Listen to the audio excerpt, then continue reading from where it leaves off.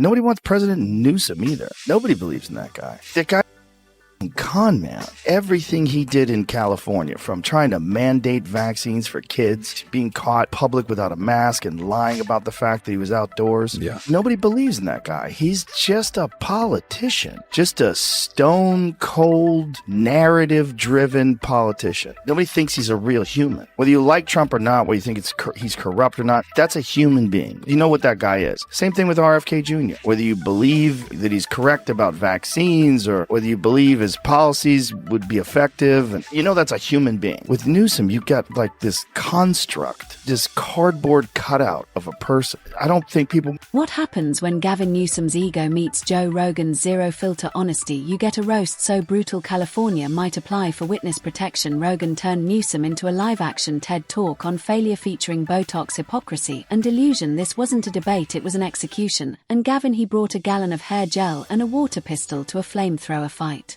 When Gavin Newsom talks about California, he's like, you know, I'm very big on California, very bullish on California. Hey, they're all moving. The only reason why they don't move is because it's too difficult to move. It's too expensive to leave versus all the bullshit with all the permits and all that. It's too expensive. Gavin Newsom's political career is basically a smoothie made entirely of kale smugness and expired campaign promises. The man gives himself a standing ovation just for waking up. Meanwhile, California burns, floods, and taxes itself into a coma. Enter Joe Rogan, elk, meet enthusiast, podcast philosopher, and walking BS detector. When even Joe, a guy who once spoke for 3 hours about sauna benefits, decides you're worth mocking, you're done. The whole state is just so poorly managed. It's so frustrating and confusing, and then he gets on TV and pretends like everything's great.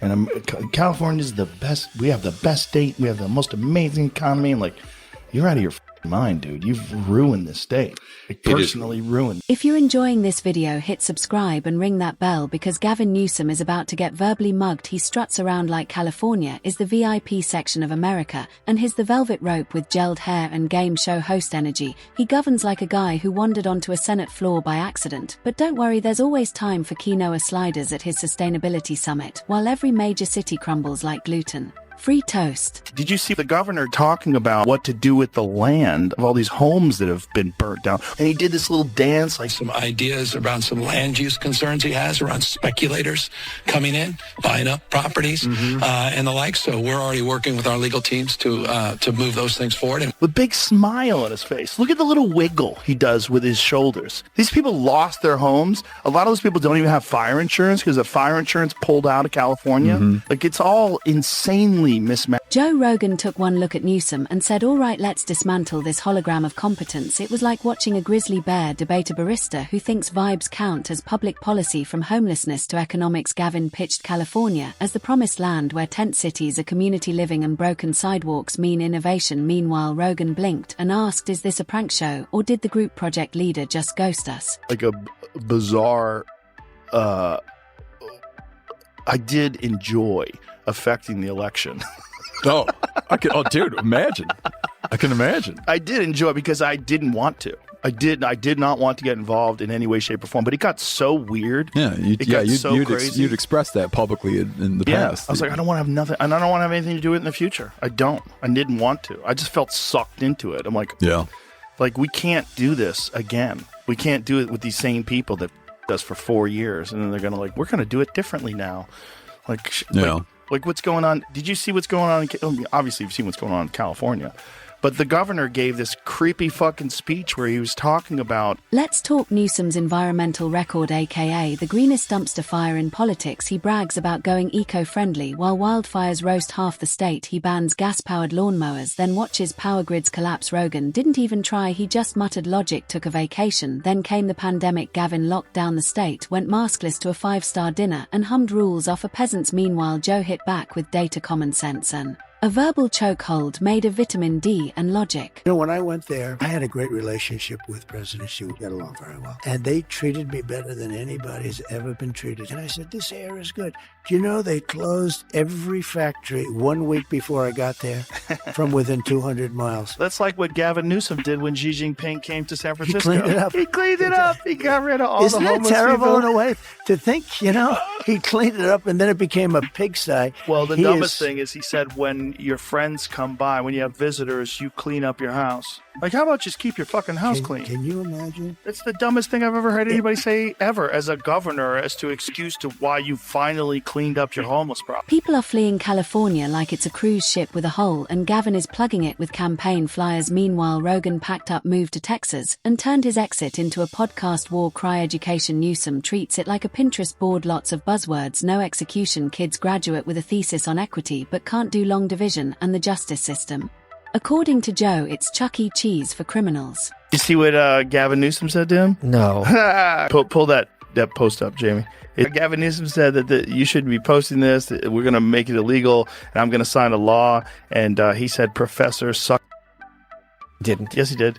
Yes, Elon he did. said that to Gavin Newsom? Yes, he did. Yes, he did. I checked with renowned world authority Professor Sug on D's nuts, and he said parody is legal in America. Newsom's personal brand is a political Instagram filter, smooth, polished, and aggressively fake. He's got that trust me smirk he's rehearsed 47 times in the mirror. Meanwhile, Joe Rogan, unfiltered human with muscles and mushrooms, shredded the facade in one syllable. Gavin rolls up his sleeves like he's fixing a car, but the only thing he's ever tuned up is his PR, and if California is his presidential audition tape, the blooper reels already gone viral. What do you make of what Gavin Newsom is doing right now with this podcast? Because I've said I'm against conservatives going on his podcast because I think it's helping him train for 2028. Yeah, I don't think we should help him. I agree completely. I didn't think that. I know, obviously. He's strong. Gavin Newsom's not strong. He's French laundry. He's too pretty. He's too needy of like the good opinion of people like Charlie, who I love. But like as a Democrat, you shouldn't be looking for approval from Steve Bannon and Charlie Kirk. He's a little too iffy. California's transportation system, a billion-dollar joke told in slow-motion high-speed rail, more like high-cost rubble. Rogan laughed like someone pitched him underwater toasters infrastructure. It's all theater, expensive, flashy, useless, and Gavin's favorite trick, blaming the system, as if is not the system. Joe cut through that nonsense like a samurai slicing kale. Newsom's idea of leadership is acting shocked when his own policies fail again. He is smart to start this. And the reason he's smart to start it is because he has no muscles, Emily. None.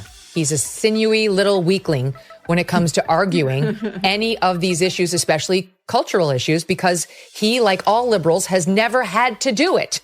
So now he's trying to get his training, which is smart on his part, and it would be smart on the part of conservatives to say no, because they declined to help him get in shape before the big bout. We're supposed to be helping Rocky, not drag. Newsom delivers speeches like he's solving climate change with hashtags and compost bins, and somehow Joe Rogan, who's interviewed people who believe lizard aliens run the government, still found Gavin's logic more insane. Governing like a misunderstood indie movie protagonist, Newsom drifts in a fog of delusion. Meanwhile, Joe revs up the verbal weed whacker and clears the smug overgrowth with one breath. Manhattan is 14,000 acres. In LA, at least 17,000 acres have been burned to the ground, have been eliminated. I heard somebody saying it looks like Mars. You know, like it looks like the surface of Mars now, just burned embers. An area bigger than the island of Manhattan. Think of if New York were just eliminated. It looks, forgive me, but it looks like a nuclear bomb hit the region. Just a huge swath of one of our most beautiful cities is gone. She's going. I don't know if she knows that.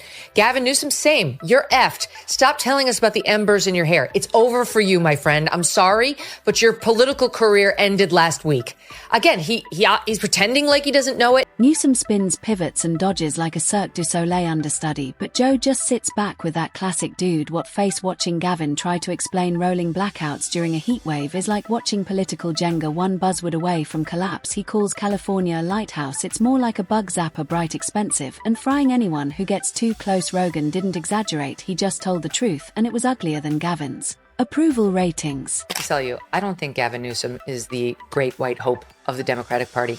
I really don't. I don't see it happening. Am I wrong? I realize he's got the widow's peak. That's in his favor. He's got the gravelly voice. I don't think I thought Bashir could do it because he's a blue governor in a red state, Kentucky. But the more I listen to him, the more I'm like, he can't do it. He seems pathetic and weak.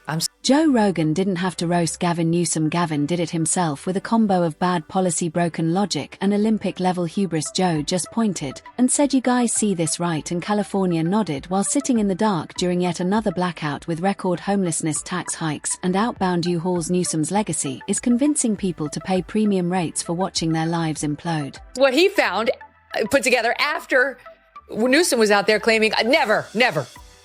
I hope we can really paint a picture in terms of our consciousness of how impactful this has been on the Latinx community. Latinx and black communities. You've got politicians that are banning not assault rifles, but the word Latinx. They're not even serious. That's so fun. Gavin, a simple Google search about yourself will serve you well before you make these sweeping claims.